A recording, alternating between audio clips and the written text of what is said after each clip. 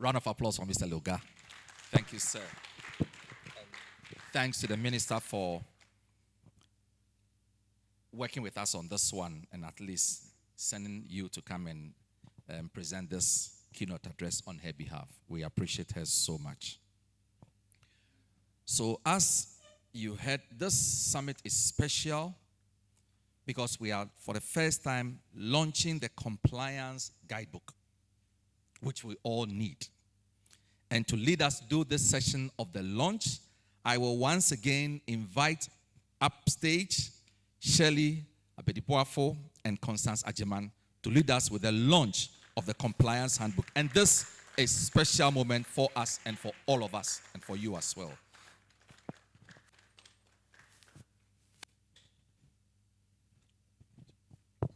Thank you very much. Good morning once again. This is a very, very special day for us as conveners, in the sense that I remember 2024, when we did the first summit, we were able to organize NPO to come and talk to us about the regulations and what is expected of us. The second year, too, we did the same thing. And the third year, before that, we've been thinking about coming up with a policy, in the sense that, as we are all aware, this policy or these regulations are scattered all over. And sometimes, when you even really don't even understand it. So one of the main reasons we wanted to do this is to bring all these regulations together: SSNIT, NPO, GRA, and Registrar General. So in context, this book has come up because of the events, the summits that we've had. I remember the first summit that we had, one NPO from one of the regions had never even heard about NPO Secretariat, which I felt it was very, very sad. So for this reason, that's why we've come up with this regulation. So the nonprofit sector plays a vital role in strengthening communities, advancing social justice, and supporting vulnerable populations across Ghana and Africa. However, many organizations face growing legal, operational, and financial compliance requirements with limited practical guidance. This compliance guide, developed as part of the African Nonprofit Summit 2026, is designed to provide nonprofits, NGOs, and civil society organizations with a simple and practical introduction to key compliance responsibilities. Rather than serving as a technical legal manual, it aims to help organizations navigate essential requirements with greater clarity and confidence. We extend our appreciation to the contributors and sector leaders whose insights inform this resource. We encourage organizations to continue seeking professional advice where necessary. We hope this guide contributes to a stronger, more accountable, and more impactful nonprofit sector across Ghana and beyond. We worked with NPO, we worked with SSNIT, we worked with ORC, and we worked with Registrar, GRA. So obviously we compiled, it's been over 2 months, back and forth. Finally, this guide is ready. So thanks to all of you who has contributed to this. And I'll hand over the microphone to Constance to go through with us. Thank you very much. Yeah, thank you. As Shirley said, but you'll need to come back for us to do like official launch. So as Shirley said, from the first time we did the African Nonprofit Summit, it became very apparent that, and even through our own experiences and conversations we were having about setting up our organizations, ensuring that we were doing the right things, ensuring that we hadn't missed anything, knowing which organizations to go to, which order to do things in. It was a minefield. And so we just wanted to make sure that, as in the spirit of what I said earlier in terms of being able to support, that we were able to do that. So I just want to give you a little insight into the guide and the content of the compliance guide.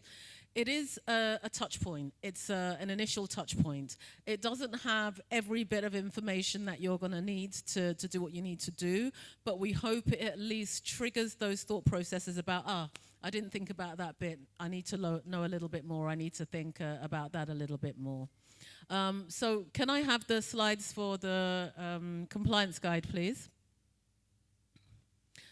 So in terms of the content, what we wanted to try and do was give a kind of catch-all in terms of taking you through the process with those organizations and institutions sitting in the middle.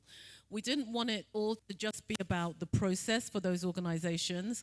We wanted to see how actually coming up with the idea, determining that we wanted to do something about social impact, led us to the work that we're doing, that then we had to navigate these spaces that we didn't necessarily know we had to navigate before, when we were just saying we want to do something important, we want to do something good. And then looking at what does that help us achieve?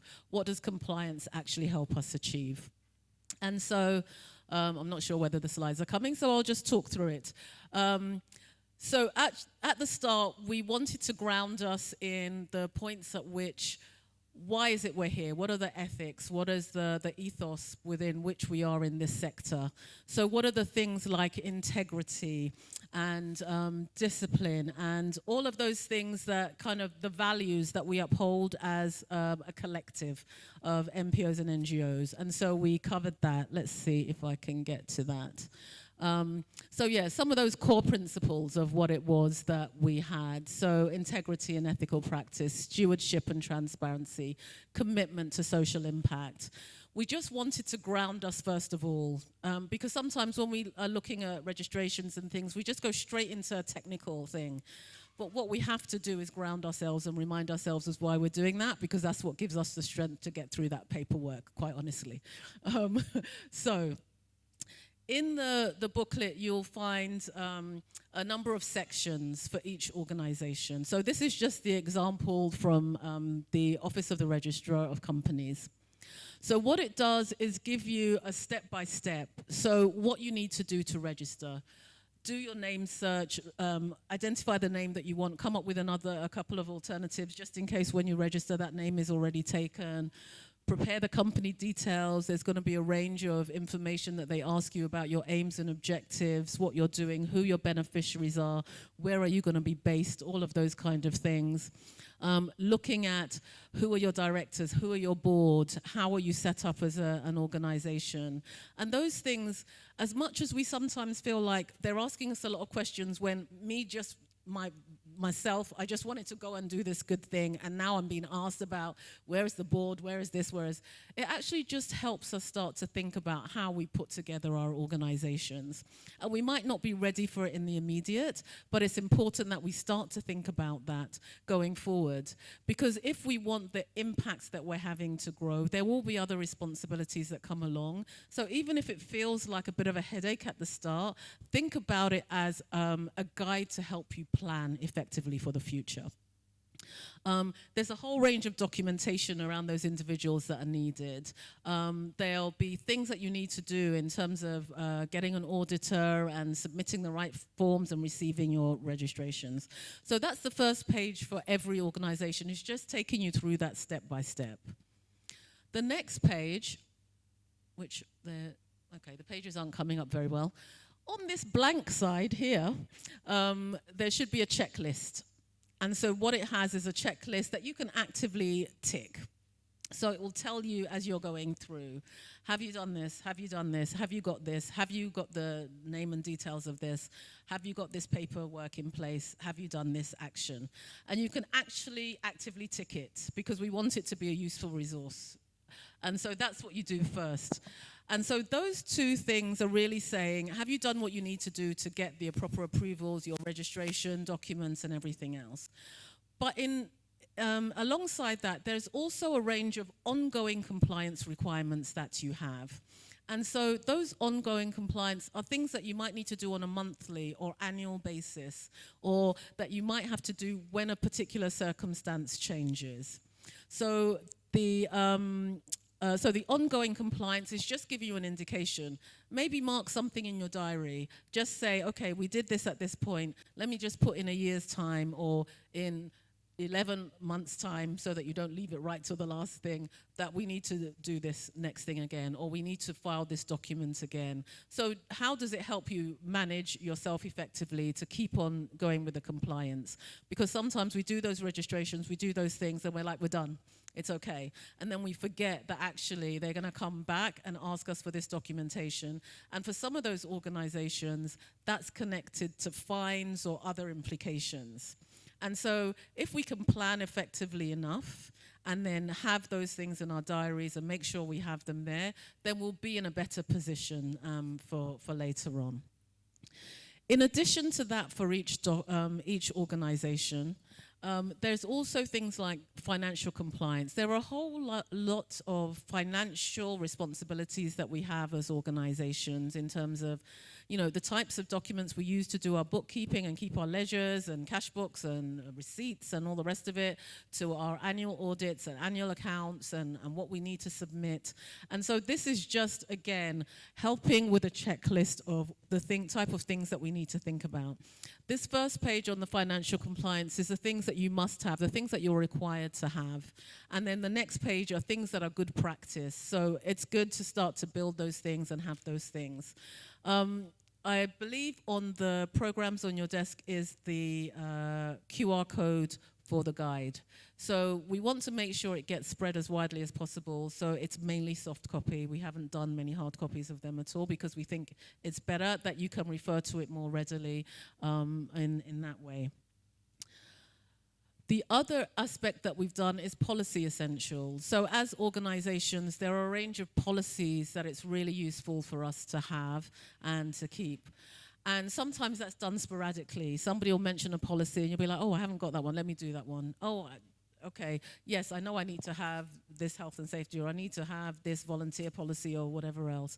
But this is just giving a range of the different policies that you should be having related to governance, finance, human resources, etc.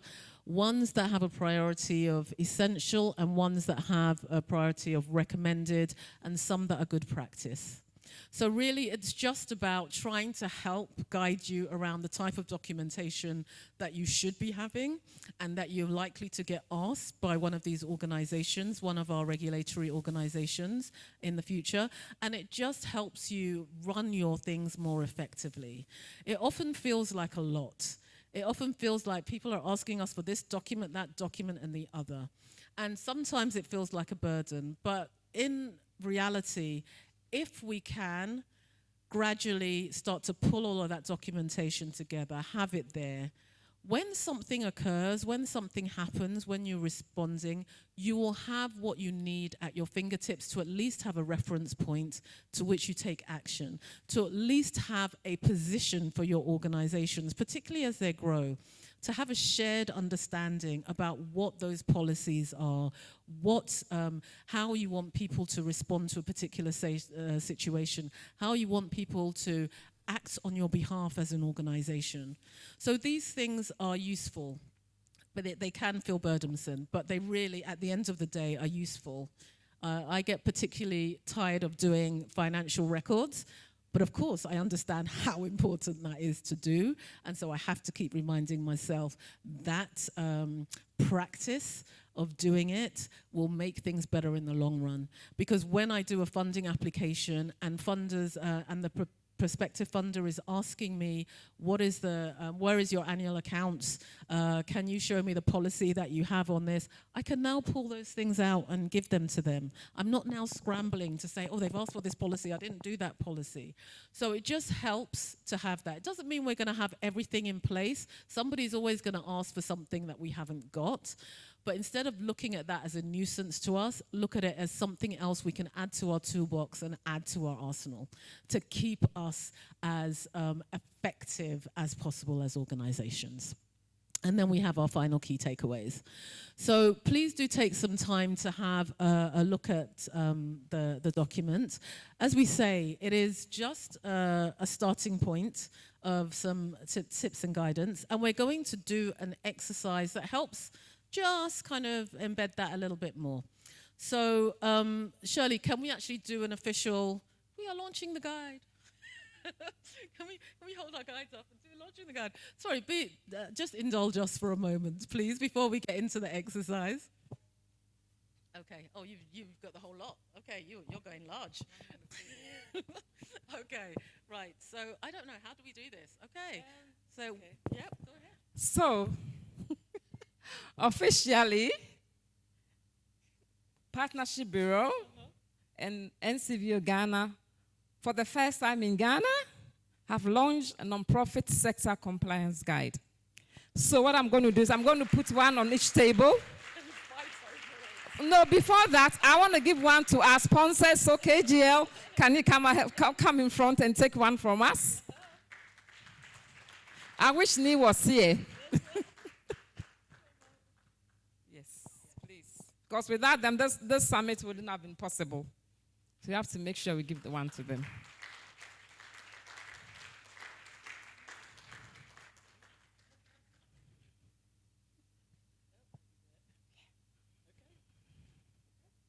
Thank you very much. Can the ushers help us, please? And just like Constance said, on the back of the program, you can scan it. Scan it and then keep it. And share as well. It's very, very important that we share. Thank you so much.